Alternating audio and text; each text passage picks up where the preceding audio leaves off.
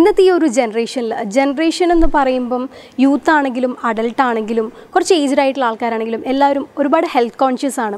എപ്പോഴും യൂത്ത് ആയിരിക്കണം, അതുപോലെ ഗുഡ് ലുക്കിംഗ് ആയിരിക്കണം, ഇതൊക്കെയാണ് ആവശ്യം. ഇതിനുവേണ്ടി ഒരുപാട് വർക്കൗട്ട് ചെയ്യാറുണ്ട്, ഡയറ്റ് കൺട്രോൾ ചെയ്യാറുണ്ട്. പക്ഷേ എല്ലാവരും അതിൽ സക്സസ് ആവണമെന്നില്ല. മീൻസ് എക്സ്പെക്ട് ചെയ്ത ആ ഒരു റിസൾട്ട് കിട്ടിയെന്ന് വരില്ല. അതിനുള്ള റീസൺ വേറൊന്നുമല്ല, പ്ലാൻസ് ഒന്നും കറക്റ്റായിട്ട് വർക്കൗട്ട് ആവാത്തത് കാരണമാണ്. വർക്കൗട്ട് ആവാത്തതിൻ്റെ റീസൺ ഒരു അവയർനെസ് കുറവും അതുപോലെ ഒരുപാട് മിസ്അണ്ടർസ്റ്റാൻഡിങ്സും എല്ലാം ഈ വർക്കൗട്ടിനെ ചുറ്റിപ്പറ്റി നിൽക്കുന്നുണ്ട്. അതൊക്കെ കൊണ്ടാണ് അവർ എക്സ്പെക്ട് ചെയ്ത ആ ഒരു റിസൾട്ട് കിട്ടാതെ വരുന്നത്. എന്തായാലും വർക്കൗട്ടും ഫിറ്റ്നസ്സും എല്ലാം ലൈഫിൽ ഇമ്പോർട്ടൻ്റ് ആണ് to lead a healthy life. അപ്പോൾ നമുക്ക് വർക്കൗട്ടും ഫിറ്റ്നസ്സും കുറച്ച് കോൺസെൻട്രേറ്റ് ചെയ്യാം ഫ്രഷ് വൈബ്സിലൂടെ. Fresh vibes, start fresh, feel fresh. Through workout നമ്മുടെ ബോഡി മാത്രമല്ല നമ്മുടെ മൈൻഡും എപ്പോഴും യങ് ആയിട്ടും ഫ്രഷ് ആയിട്ടിരിക്കും. ഒരു ഡേ എങ്ങനെ സ്റ്റാർട്ട് ചെയ്യുന്നോ അത് അന്നത്തെ ഡേ ഫുൾ റിഫ്ലക്റ്റ് ചെയ്യും. So start the day with positive vibes. We will be positive and fresh throughout the day. So let's start the day with some awareness about workout.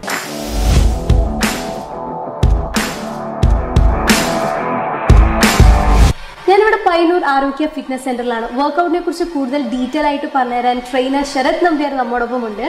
Hello, welcome to Fresh Vibes. നമ്മൾ എന്താ ഈ fresh vibes കൊണ്ട് ഉദ്ദേശിക്കുന്നത് വർക്കൗട്ടിനെ കുറിച്ച് കൂടുതൽ detail ആയിട്ട് ഒരു awareness കൊടുക്കാൻ വേണ്ടിയിട്ടാണ്. അപ്പോൾ ആദ്യം തന്നെ ചോദിക്കട്ടെ, എന്താണ് വർക്കൗട്ട്? വർക്കൗട്ട് എന്ന് പറഞ്ഞാൽ വളരെ സിമ്പിളായിട്ട് പറയാൻ പറ്റുന്നത് ഒരു പ്രിവെൻറ്റീവ് മെഡിസിൻ. നമുക്ക് രോഗം വരാതിരിക്കാൻ ഒരു പ്രതിരോധ മരുന്നായി യൂസ് ചെയ്യാൻ പറ്റുന്ന ഏറ്റവും നല്ലൊരു കാര്യമാണ് വ്യായാമം. വ്യായാമത്തിലൂടെ പ്രതിരോധിക്കാൻ പറ്റുന്ന ഒരു 90% നമുക്ക് ഇപ്പോഴുള്ള ലൈഫ് സ്റ്റൈൽ ഡിസീസ്, അതുപോലെയുള്ള നടുവേദന, മുട്ടുവേദന, ഏത് തരത്തിലെ അസുഖങ്ങളായാലും അതിന് ഒരു കൃത്യമായ വ്യായാമം ഉണ്ടെങ്കിൽ നമുക്കതിനെ 1% വരെ, ഒരു 90% വരെ മാറ്റി നിർത്താൻ പറ്റും. അപ്പം ഒരുപാട് വർക്കൗട്ട്, ഇപ്പോൾ ഒരു ഡാൻസിങ് ആണെന്നുണ്ടെങ്കിലും അല്ലെങ്കിൽ ഒരു സ്പോർട്ട്, ഏതൊരു ഇവൻ്റ് ആണെങ്കിലും എല്ലാം ഒരു ടൈപ്പ് ഓഫ് എക്സസൈസ് ആണെന്ന് പറയുന്നുണ്ട്. അതായത് ഇപ്പം ഡാൻസ് കണ്ടിന്യൂസ് ആയിട്ട് ഡാൻസ് ചെയ്യുന്ന ആൾക്കാർ, അപ്പോൾ അവർക്ക് ഒരു എക്സസൈസ് തന്നെയാണ്, പക്ഷേ അത് ഒരു ടോട്ടലായിട്ടുള്ളൊരു എക്സസൈസ് ആയിട്ട് മാറും? ഒരിക്കലുമില്ല. നമ്മൾക്ക് എല്ലാം വ്യായാമം എന്നാണ് നമ്മൾ സമൂഹം കണക്കൂട്ടുന്നത്. സ്പോർട്സായിട്ട് മാത്രമേ എടുക്കാൻ പറ്റുള്ളൂ. അതുപോലെ ഡാൻസ് ഒരു ആർട്ടായിട്ട് മാത്രമേ എടുക്കാൻ പറ്റുള്ളൂ. ഗെയിമും അതുപോലെ തന്നെ ഇനി ആർട്ട് ഫോർമേഷൻ ആയാലും അവിടെ നമുക്ക് നിർബന്ധമായും ഒരു വ്യായാമം, ഒരു പ്രീ വർക്കൗട്ട് ആവശ്യമാണ്. കാരണം നമ്മൾ പ്രോപ്പറായി ബോഡി മസിൽസിനെ പ്രിപ്പയർ ചെയ്യാതെ അല്ലെങ്കിൽ നമ്മളെ ഫ്ലെക്സിബിലിറ്റി ഇല്ലാതെ ഈ കാര്യങ്ങളൊക്കെ ചെയ്യുന്നത് ഇഞ്ചുറി ഉണ്ടാക്കാൻ സാധ്യതകൾ കൂടുതലാണ്. കാരണം വ്യായാമം എപ്പോഴും എവിടെയും ഒരു ആവശ്യ വസ്തുവാണ്, നിർബന്ധമാണ്. കാരണം ഇപ്പോഴത്തെ നിത്യ ജീവിതത്തിൽ നമുക്ക് വരാവുന്ന മിക്ക അസുഖങ്ങൾക്കും, അതുപോലെ ഈ സ്പോർട്സ് ചെയ്യുന്ന അത്ലറ്റ്സിന് വരുന്ന ഇഞ്ചുറിക്കുള്ള കാരണം, അതുപോലെ ഡാൻസേഴ്സിന് കൂടുതൽ കാലം ഡാൻസ് കളിക്കാൻ പറ്റാതെ അവർക്ക് മുട്ടുവേദനയും നടുവേദനയൊക്കെ വന്ന് അത് പാതി വഴി വെച്ച് നിർത്താനുള്ള കാരണം ഇതൊക്കെ വ്യായാമം കുറവായതുകൊണ്ടാണ്. പിന്നെ അമിതവണ്ണം, സ്വാഭാവികമായി അമിതവണ്ണം വന്നു കഴിഞ്ഞാൽ നമുക്ക് ഈ പറഞ്ഞ സ്പോർട്സിലോ അല്ലെങ്കിൽ ഡാൻസോ കോൺസെൻട്രേറ്റ് ചെയ്യാൻ ബുദ്ധിമുട്ടാണ്. വലിയൊരു കുടവയറും അല്ലെങ്കിൽ തടി കൂടിയൊരു വ്യക്തിക്ക് മര്യാദക്ക് ഓടാൻ പറ്റില്ല, അല്ലെങ്കിൽ അയാൾക്ക് വിചാരിച്ച പെർഫോമൻസ് ഡാൻസിലായാലും ചെയ്യാൻ പറ്റണമെന്നില്ല. കാരണം എപ്പോഴും വ്യായാമം മാറ്റിവെച്ചിട്ടുള്ള ഒരു കാര്യം നമുക്ക് ചിന്തിക്കാൻ ബുദ്ധിമുട്ടാണ്. മിനിമം 4 തൊട്ട് 5 ദിവസം വരെ മിനിമം വർക്കൗട്ട് ചെയ്യണം. അത് 5 to 6 days നമ്മൾ വർക്കൗട്ട് ചെയ്തിരിക്കണം. അത് മസിൽ എക്സസൈസ് ആകുമ്പോൾ നമ്മൾ ജിം വർക്കൗട്ട്, ബോഡി ബിൽഡിംഗ് എന്നുള്ള സെഗ്മെന്റ് വരുമ്പം ആഴ്ചയിൽ 3 ദിവസമേ വർക്കൗട്ട് ചെയ്യാൻ പറയുന്നുള്ളൂ. കാരണം ഉചിതമായ റെസ്റ്റും ഭക്ഷണവും അതുപോലെ തന്നെ വ്യായാമവും ശരീരത്തിന് ഈക്വലായിട്ട് കൊണ്ടുപോകണം. അത് ഒരു മോഡറേറ്റ് ലെവലിൽ ഇതൊക്കെ കൊണ്ടുപോയാൽ മാത്രമേ ഒരു ആരോഗ്യവാൻ എന്ന് പറയാൻ പറ്റുള്ളൂ. ഇനി ഇതൊന്നുമില്ലാത്തവരും ആരോഗ്യത്തോടെ ജീവിക്കുന്നുണ്ട്, അല്ലെങ്കിൽ ഇതൊക്കെ ചെയ്തവർക്കും അസുഖങ്ങൾ വരാറുണ്ട്. പക്ഷെ അതിൻ്റെ പേഴ്സൻറ്റേജ് വൈസ് നോക്കുവാണെങ്കിൽ അതിൽ വലിയൊരു അന്തരമുണ്ട്. ഇപ്പം നേരത്തെ മാഡം പറഞ്ഞ പോലെ ഷട്ടിൽ കളിക്കുന്ന ഒരു വ്യക്തി അല്ലെങ്കിൽ ക്രിക്കറ്റ് കളിക്കുന്ന ഒരു വ്യക്തി അത് വ്യായാമമായി എടുക്കുന്നുണ്ട്. അതുപോലെ ഡാൻസ് ചെയ്യുന്ന വ്യക്തികളും അത് വ്യായാമമായി എടുക്കുന്നുണ്ട്. അപ്പം ഷട്ടിൽ കളിക്കുന്ന ഒരു വ്യക്തിക്ക് കോമണായി നമ്മുടെ സമൂഹത്തിൽ ബാഡ്മിൻ്റൺ കളിക്കുന്ന എല്ലാവർക്കും ഒരു ടെന്നീസ് എൽബോ പ്രോബ്ലം വരാറുണ്ട്, അല്ലെങ്കിൽ ഗോൾഫ് കളിക്കാറുണ്ട്, ഗോൾഫേഴ്സ് എൽബോ വരുന്നു. ഷട്ടിൽ കളിക്കുന്നവർക്ക് കോമൺ ആയിട്ട് നടുവേദന, മുട്ടുവേദന, ആംഗിൾ പെയിൻ, ഇതൊക്കെ ഒരു കോമൺ അവർക്ക് വരുന്നൊരു അസുഖങ്ങളാണ്. അതിൻ്റെ മെയിൻ റീസൺ എന്ന് പറഞ്ഞാൽ നമ്മൾക്ക് ആവശ്യമുള്ള സ്ട്രെങ്തനിങ് എക്സസൈസ്, സ്ട്രെച്ചിങ് ചെയ്യാതെ കളിക്കുമ്പോൾ ഉണ്ടാകുന്ന ഷോക്ക് നമ്മളെ മസിൽസ് അബ്സോർബ് ചെയ്യാതിരിക്കുകയും അത് അടുത്തുള്ള ജോയിൻറ്റിൽ പോയി വീണ് അവിടെ ഇൻഫ്ലമേഷൻ അല്ലെങ്കിൽ നീർക്കെട്ട് പോലെ ഉള്ള സംഭവങ്ങൾ ഉണ്ടായി അത് കൂടെ കൂടെ ആവർത്തന രീതിയിൽ വരുമ്പോൾ അവർക്ക് ആ ജോയിൻറ്റ് പിന്നെ യൂസ് ചെയ്യാൻ പറ്റുന്നില്ല. ഞങ്ങൾ പൊതുവെ സമൂഹത്തിൽ കാണുമ്പം എല്ലാവരും ഷട്ടിൽ കളിക്കുന്നു, 2 മാസം കളിച്ചു, കൈവേദന വന്ന് ഞാൻ കളി നിർത്തി എന്നാണ് നമ്മൾ പൊതുവെ പറയാറ്. ഡാൻസ് ചെയ്യുന്ന സ്ത്രീകൾക്ക് മുട്ടുവേദന വരുന്നു. മുട്ടുവേദന വേദന റീസൺ അവർ ക്വാഡ്രിസെപ്സ് മസിൽസ് അല്ലെങ്കിൽ കാലിൻ്റെ മസിൽസ് പ്രോപ്പറായി ഡെവലപ്പ് ചെയ്യാതെ ഒരു സുപ്രഭാതത്തിൽ കയറി ഡാൻസ് ചെയ്യുമ്പം ഹാർഡായിട്ടുള്ള ടൈൽസ് അല്ല ഗ്രാനൈറ്റ്, മാർബിൾ അല്ല സിമെൻറ്റ് ചെയ്യുമ്പോൾ ഉണ്ടാകുന്ന ഷോക്ക് അബ്സോർബ് ചെയ്യാൻ അവരുടെ മസിൽസിന് ശക്തി ഉണ്ടാവില്ല. അത് സ്വാഭാവികമായി അവിടെ തേയ്മാനം ഉണ്ടാകുന്നു, അല്ലെങ്കിൽ അവിടെ നീർക്കെട്ടുണ്ടാകുന്നു, മുട്ടുവേദന, നടുവേദന ഇഷ്യൂസ് കുറേ ഉണ്ടാകും, ഇഞ്ചുറീസ് ഉണ്ടാകും. ആ ഇഞ്ചുറി റിക്കവറി ചെയ്യണമെങ്കിൽ സ്വാഭാവികമായും അവർ പ്രീ വർക്കൗട്ട് അല്ലെങ്കിൽ സ്ട്രെച്ചിങ് ഇതൊക്കെ ചെയ്യണം. വർക്കൗട്ടും ഡയറ്റും കൂടെ എങ്ങനെയാണ് കൺട്രോൾ ചെയ്തിട്ടുള്ളത്? ഡയറ്റാണ് ഏറ്റവും വലിയ വിഷയം. നമ്മൾ രാവിലെ തൊട്ട് വൈകിട്ട് വരെ എക്സസൈസ് ചെയ്തു എന്ന് ഒരു മഹത്വം പറയുന്നതിനെ കൊണ്ട് കാര്യമില്ല. കാരണം പ്രോപ്പറായിട്ടുള്ള ഭക്ഷണ രീതി ഇല്ലായ്മയാണ് നമ്മളെല്ലാവരുടെയും അസുഖത്തിന്റെ കാരണം. ജങ്ക് ഫുഡ്സ്, പ്രത്യേകിച്ച് ജങ്ക് ഫുഡ്സ്, ടൈംലി ഫുഡ്സ്, സമയത്ത് കഴിക്കുന്നില്ല, കഴിക്കുന്നതൊക്കെ അസമയത്തും വളരെ കൂടുതലുമാണ്. കാരണം ആ ഭക്ഷണ രീതി നമ്മൾ കൺട്രോൾ ചെയ്യാത്തടത്തോളം കാലം നമ്മൾ എന്ത് വ്യായാമം ചെയ്തിട്ട് പ്രത്യേകിച്ച് കാര്യങ്ങളൊന്നുമില്ല. കാരണം വ്യായാമവും ഭക്ഷണ രീതിയും നമ്മൾ മെയിൻറ്റെയിൻ ചെയ്ത് ഒരുമിച്ച് ഒരുപോലെ കൊണ്ടുപോയാൽ മാത്രമേ ശരീരത്തിന് അത് ഗുണം ചെയ്യുള്ളൂ. ഇപ്പോഴത്തെ ഈ ഒരു സൊസൈറ്റിയിൽ എന്ന് പറഞ്ഞാൽ എല്ലാവരും ബിസി ലൈഫാണ്. അപ്പോൾ ഈ രാവിലെയും ഉച്ചയ്ക്കൊന്നും മര്യാദയ്ക്ക് ഫുഡ് കഴിക്കാൻ സമയം ഉണ്ടാവില്ല. എന്നിട്ട് നൈറ്റ് ആയിരിക്കും ജങ്ക് ഫുഡ്സും എല്ലാം കഴിച്ച് നല്ല ഹെവി ആയിട്ട് ഫുഡ് കഴിക്കുകയും ചെയ്യും. പക്ഷേ ശരിക്കും പറയുന്നത് രാത്രി അധികം ഫുഡ് കഴിക്കരുത് എന്നല്ലേ? സ്വാഭാവികമായും അരവയറെന്നാണ് പറയാം രാത്രി. കാരണം നമ്മൾക്ക് രാത്രി അത്രയും ഭയങ്കരമായ കലോറിയുടെ ആവശ്യമില്ല. നമ്മൾ കുറേ ഭക്ഷണം കഴിച്ച് കിടന്നുറങ്ങുന്നു, അതും കുറേ ലേറ്റായിട്ട് 10 മണിക്കും 11 മണിക്കൊക്കെ ഭക്ഷണം കഴിച്ച് വയറ് നിറച്ച് കിടന്നുറങ്ങുന്ന ഒരു വ്യക്തിക്ക് അതിൻ്റെ യൂട്ടിലൈസേഷൻ കുറവാണ്. കാരണം അവിടെ ഡെപ്പോസിഷൻ കൂടുന്നു. നമ്മൾ വയറിൽ ഫാറ്റ് ഡെപ്പോസിഷൻ കൂടുമ്പോൾ സ്വാഭാവികമായും നമുക്ക് കൊളസ്ട്രോൾ അല്ലെങ്കിൽ ഡയബറ്റിക് ആവാനുള്ള സാധ്യതകൾ, ബോഡിലി മൂവ്മെൻറ്റ്സ് ഇല്ല, നമ്മൾ ഒരു മരണാവസ്ഥയെന്ന് പൊതുവെ സൊസൈറ്റി പറയാം. കാരണം അത് നമുക്ക് അസുഖങ്ങളിലേക്ക് നയിക്കാൻ ഇടവരുന്നു. സമയത്ത് ഭക്ഷണം കഴിക്കാത്തവർക്കാണ് അസിഡിറ്റി പോലത്തുള്ള മറ്റു പ്രശ്നങ്ങൾ വരുന്നത്, നെഞ്ഞിരിച്ചിൽ, വയറ് പുകച്ചിൽ എന്നുള്ള പ്രശ്നങ്ങളൊക്കെ വരുന്നത്. സമയത്തും കാലത്തും കറക്റ്റായിട്ടുള്ള ഭക്ഷണവും വെള്ളവും അതുപോലെ തന്നെ വ്യായാമവും ചെയ്യുകയാണെങ്കിൽ നല്ലതാണ്. വ്യായാമത്തിന് പൊതുവേ നമ്മൾ രാവിലെ എന്നൊരു സമയം സജസ്റ്റ് ചെയ്യാറുണ്ട്. പക്ഷെ അങ്ങനെ നോക്കുവാണെങ്കിൽ ഈ പറഞ്ഞ പോലെ ബിസി ഷെഡ്യൂളിൽ നമുക്ക് രാവിലെ ചെയ്യാൻ പറ്റണമെന്നില്ല. ഏർലി മോർണിംഗ് ഡ്യൂട്ടി ചെയ്യുന്നവരുണ്ട്, 8 മണി വരെ ഡ്യൂട്ടി ഉള്ളവരുണ്ട്, അല്ലെങ്കിൽ ഉച്ച വരെ ഡ്യൂട്ടി ചെയ്യുന്നവരുണ്ട്.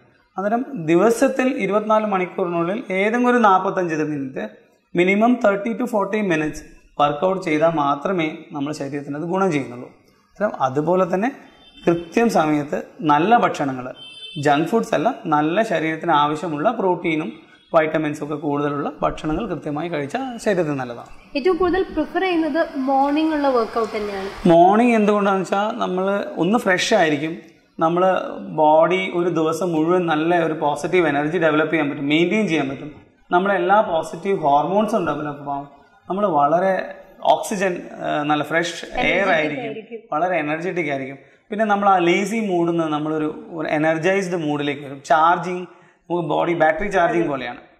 രാവിലെ തന്നെ ഒന്ന് ബാറ്ററി ചാർജ് ചെയ്ത് ഫുൾ ഡേ നമ്മൾ ആക്റ്റീവ് ആയിരിക്കും. നേരെ മറിച്ച് നമ്മൾ വൈകിട്ട് എക്സസൈസ് ചെയ്യുന്നവരുണ്ട്, ചെയ്തു കഴിഞ്ഞാൽ നമ്മൾ ഉറക്കം കുറയുന്നാണ് പറയുന്നത്. സാധാരണ നമ്മൾക്ക് ഉറങ്ങാനുള്ള ടൈം പിന്നെയും എക്സ്റ്റെൻഡ് ആവും. കാരണം നമ്മളെ ഹോർമോൺ പിന്നെയും ഡെവലപ്പ് ആയി, ബൂസ്റ്റ് ആയി, എനർജി ആയി. എന്തുകൊണ്ടാണ് ആൾക്കാർ ഈ ജിമ്മ് പ്രിഫർ ചെയ്യുന്നത്? ജിമ്മിൽ പൊതുവേ ഒരു ശാസ്ത്രീയമായിട്ടുള്ള എക്സസൈസ് രീതികൾ ഉണ്ടാവാം.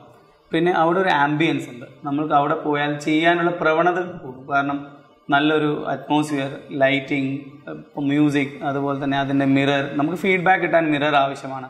പിന്നെ നമുക്ക് പല കാര്യങ്ങളും ചെയ്യാൻ പറ്റും.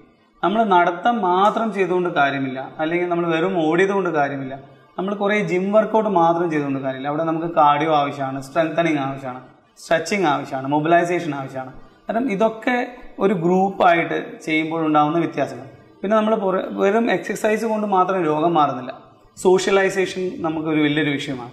ഇന്നത്തെ ബിസി ഷെഡ്യൂളിൽ നമുക്ക് സോഷ്യലൈസേഷൻ കുറവാണ്. നമ്മൾ പബ്ലിക് ആയിട്ടുള്ള റിലേഷൻസ് മെയിൻറ്റെയിൻ ചെയ്യുന്നില്ല. ഒരു ജിമ്മ് പോലത്തെ സ്ഥാപനങ്ങളിൽ വരുമ്പം കുറേ പുതിയ മുഖങ്ങൾ, പുതിയ കാര്യങ്ങൾ സംസാരിക്കും. ബിസിനസ് വിട്ട്, ജോലി വിട്ട്, മറ്റുള്ള വീട്ടിലെ സ്ട്രെസ്സുകൾ ഒഴിവാക്കി നമ്മൾ എക്സസൈസും കുറേ തമാശകളും കാര്യങ്ങളൊക്കെ ചെയ്യുമ്പോൾ നമ്മളെ രോഗം നമ്മളെ വിട്ടുപോകുന്നു, റിലാക്സ്ഡ് ആവുന്നു, സ്ട്രെസ് ഫ്രീ ആവുന്നു, അതുപോലെ തന്നെ ശരീരം നന്നാവുന്നു. ഈ വാക്കിങ്ങിന്റെ കാര്യം പറയില്ലേ, മോർണിംഗ് വാക്ക് എന്തുകൊണ്ടും ബെസ്റ്റ് ആണ്, നല്ലൊരു എക്സസൈസ് ആണെന്ന് തന്നെ പറയുന്നുണ്ട്.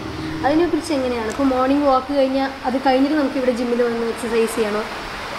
ഇപ്പം ട്രെഡ്മില്ലുള്ള ജിമ്മുകളുണ്ട്, ട്രെഡ്മില്ലില്ലാത്ത ജിമ്മുകളുണ്ട്. കാരണം ട്രെഡ്മില്ലുള്ള ജിമ്മുകളാണ് സ്വാഭാവികമായും നമുക്ക് അവിടെ തന്നെ വാക്കിങ്ങും ട്രെഡ്മിൽ റണ്ണിങ്ങും ഒക്കെ ചെയ്യാം. ആവശ്യമാണ്, നടത്തവും ഓട്ടവും നമുക്ക് ജീവിതത്തിൽ ആവശ്യമാണ്. കാരണം നമ്മളെ ഹൃദയ ഇടിപ്പിനെ ഡെവലപ്പ് ചെയ്യാനും അതിൻ്റെ BP പോലത്തെ പ്രശ്നങ്ങളെ കൺട്രോൾ ചെയ്യാനും നമുക്ക് നടത്തം ആവശ്യമാണ്. പക്ഷെ നമ്മുടെ സമൂഹത്തിൽ നടക്കുന്ന 90% ആൾക്കാരും ശാസ്ത്രീയമായിട്ടല്ല നടക്കുന്നത്.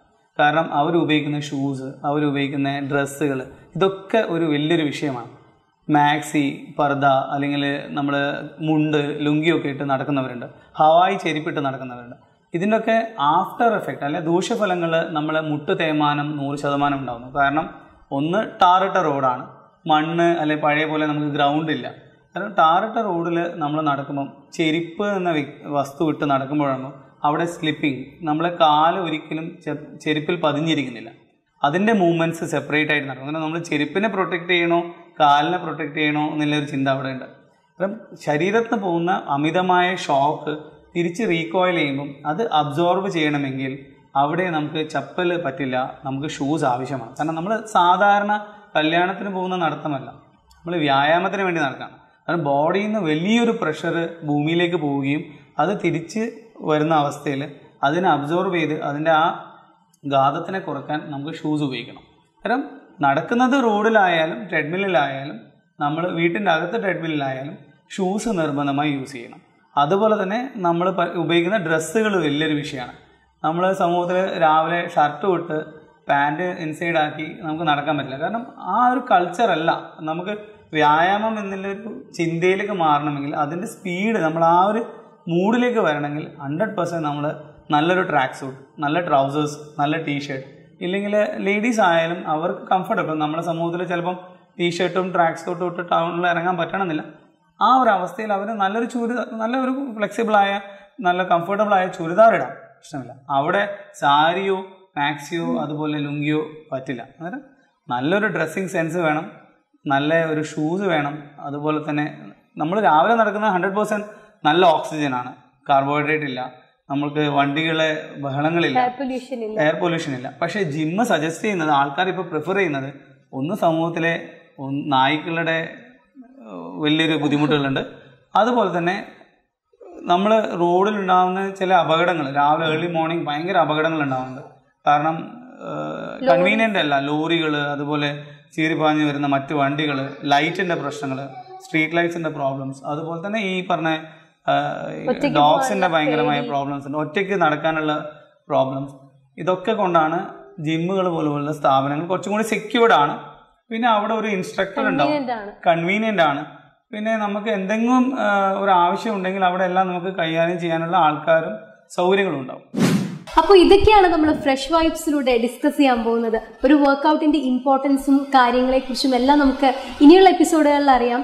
Fresh vibes, start fresh, feel fresh.